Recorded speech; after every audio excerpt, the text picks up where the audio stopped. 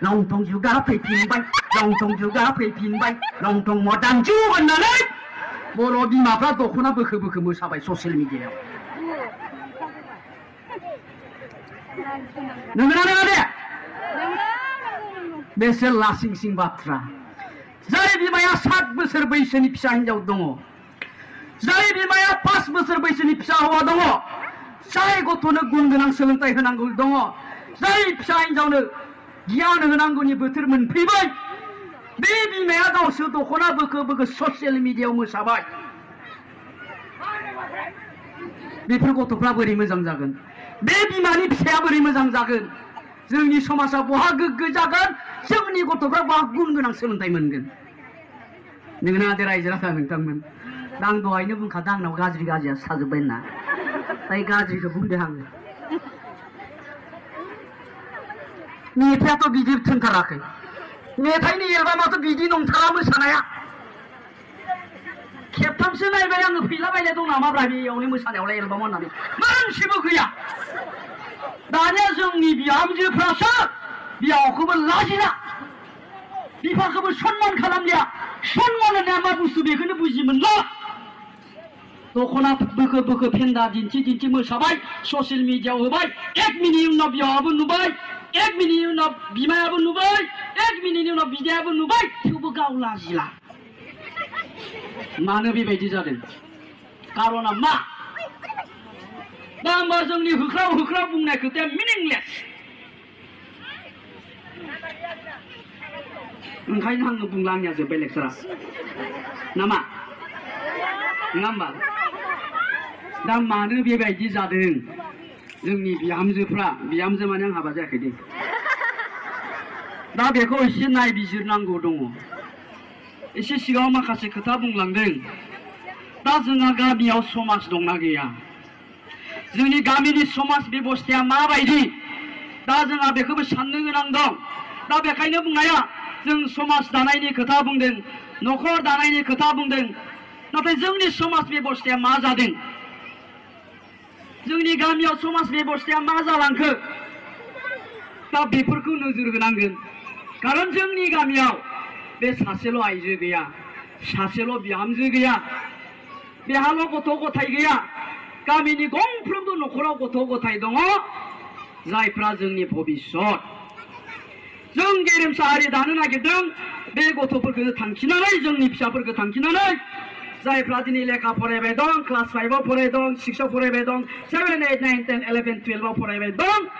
बेसोरखौ थांखिनानै जोङो जाथिखौ गेरेमसा दानो नागिरदों मानोना जोंनि बे लाइमोनफ्रा जोंनि बे फिसाफ्रा जि जानो गोसो बेखौनो जानो हायो बिसोरखौ जों जि खालामनो गोसो बेखौनो खालामनो हायो बे लाइमोनफ्रा बे जोंनि फिसाफ्रा साफा साफा जाथिनि दैदेनगिरि जानांगोन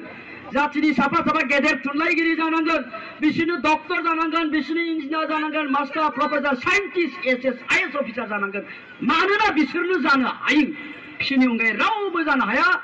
आरो जोंनि फिसाफोरनियाव बे टेलेन्टआ थै रोदा रोदा हाबनानै दङ दा बिसोरनाव बे टेलेन्टआ दङब्ला बिसोरनि गोरबो सिङाव हाबनानै थानाय टेलेन्टखौ जों बायजोआव दिहुनना लाबोनांगोन दा बायजोआव दिहुनना लाबोनो गोनांब्ला बिमाया फिसाजोनि सिगाङाव बिमाया फिसानि सिगाङाव दख'ना फैखो फैखो मोसाबा बे फिसानिफ्राय मा टेलेन्ट ओंखारबोगोन डक्टर जानाय टेलेन्ट ओंखारबोगोन नामा मा टेलेन्टआ ओंखारबोगोन होनबा जोंहा बिमा बिफाया दायित्व दंना गैया जोंनि गामिनि समाज बेबस्थायाव दायित्व दंना गैया बेफोरखौ नोजोर होनो थाखाय नङा होमबा दा आङो बुंबाय बेवहाय थानाय साफ्रोमबो बिमानि फिसाया बेवहाय थानाय साफ्रोमबो बिफानि फिसाफ्रा जि जानो गोसो बेखौनो जानो हायो दा बिसोरनि गोरबो सिङाव हाबनानै थानाय टेलेन्टखौ जों बायजोआव दिहुनना लाबोनांगोन आरो बेबायदि जानो गोनांब्ला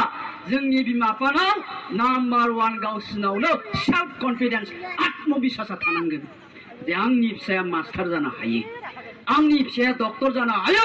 आंनि फिसाया इन्जिनियार जानो हायो आंनि फिसाया मेट्रिकआव 95% लाखिनो हायो बे सेल्फ कनफिडेन्स आत्मबिश्वासा जोंनि बिमा बिफानाव थानांगोन आरो जोंनि बिमा बिफानाव सिमां थानांगोन दहाय बुंदों जोंनि गाहाय आलासि बिथाङा अमानो थेमाबो नायनानै होयो अमानो टाइमलि आदार होयो नोंगोना फुङावबो होनांगौ सानसुआवबो होनांगौ बिलिफाङावबो होनांगौ अमाया गन्द्रानिफ्राय जै गबाय अमाखौ नागिरथिङो बिमाया माबाया नङा बे मानसि बिमाया फै फै फै फै फै फै बहा थांखो ना नागिरथिंबाय बायो गोमाबायसो खोमा सिखाव लांबायसो खोमा होननानै नानो नागिरथिङो खारन साननानै लादों बेयो जोंनि सम्पतिया बेनो फाननानै 20,000 मोनगोन बन्दक दोननाय हाखौ बेजोंनो सुख'नांगोन जोंनि सिन्ताया बे अमाखौ जुदि सम्पति साननानै लानो हादोंब्ला नोंनि फिसाखौ नों मानो सम्पति होनना साननानै लानो हायाखै जोंनि फिसाया मा खालामो दा हरनि 12टा बाजियाव धिरबिलाव गोसोथोनायखौ लानानै बार्थडे खालामहैयो बार्थडे हरनि 3टायावसो न'आव फैफिनो बेखौ खिन्थु नागिरोसै फिसाया हरनि 3टासिमबो न'आव फैयाखै नागिरा अखानायै 12टासिम उन्दुयो जेबो बुङा मा बुंहैयो बिमाया थांनानै आयो फिसाया मेगन मोदै जादों खोमाहाय नै बाबु आबा आबा दे जिखौ फैनानै फैलायबावबायसो बे फिसायालाय बोरै डक्टर जानो बे फिसायालाय मेट्रिकआव माबोरै 95% लाखिनो बे फिसायानो ड्राग्स एडिक्टेड जादों जों बुंबाय थायो ड्राग्स एडिक्टेड जाबाय गथ'आ ड्राग्स एडिक्टेड जाबाय जौ फाग्ला जाबाय जौ फाग्ला जाया मा जानो बेलाय ड्राग्स एडिक्टेड जाया जानो मा जानो बेलाय देलाय जाय गथ'आ 3टा बाजियाव हाबफैयो मोनानि हराव बिमा बिफाया जेबो बुङा नोंनि नाङा देनाय माबा उन्दुनायखौना आबा सिखारदो बुंनांगौमोन बिफाया सिखारामोन बबाव थाहैबाय थायो नों 3टा बाजियाव गासा गोदाय बान्थ'गोन बे सानना बुंनाय